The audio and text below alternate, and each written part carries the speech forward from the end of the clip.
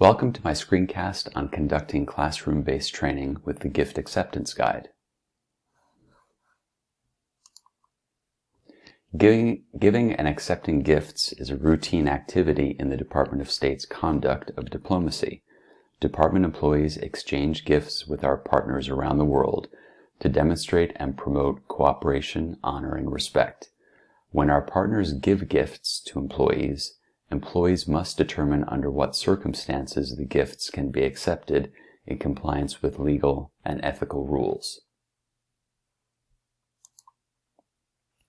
The artifact is conducting classroom-based training with a Gift Acceptance Guide, a mobile app for employees to navigate the decision-making process for accepting a gift.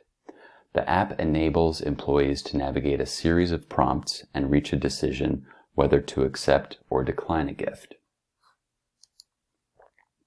I use the app at the Foreign Service Institute, the U.S. government's foreign affairs training provider, to train employees on the rules by which they may accept a gift from 4 sources: a foreign government, an international organization, an outside source such as a private business, and fellow employees. Though I did not develop the app, I identified it as a beneficial tool for engaging employees in classroom-based simulations. In the simulations, I play the role of a source, such as a foreign government official, and give the employees a tangible gift, for example, a tie. The employees use the app to identify the rules that apply to the circumstances and decide whether to accept or decline the gift. Once they decide, I provide them feedback on how their decision complies with ethical and legal rules.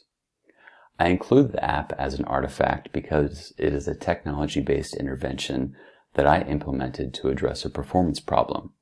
The app relates to the framework of my portfolio because it is an exemplary performance support tool that employees can use at the moment of need. Though I introduced the app in a classroom-based course, it does not require this form for introduction or application. To this end, it is a tool that addresses a performance problem by means other than training per se.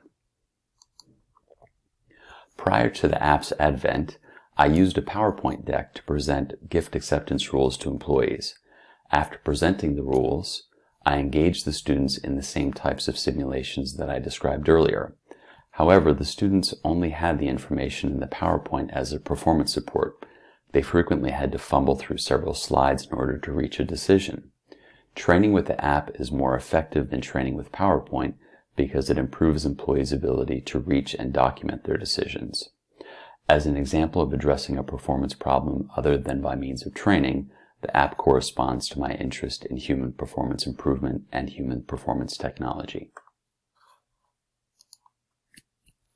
We learning and development professionals are often concerned about demonstrating how employees transfer their training to on-the-job performance.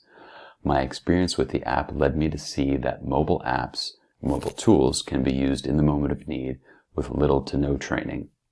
The app is also a great example of a tool that allows employees to sustain change beyond training, a feature of ISBE's standard on implementing solutions.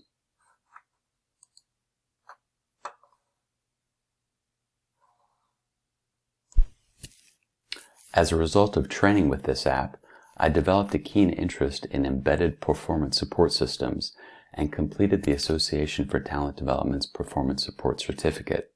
I also assigned my team members to determine how we can identify and market more performance support tools to our employees serving in posts overseas so that they can immediately apply them to their on-the-job performance. Thanks very much for watching the screencast.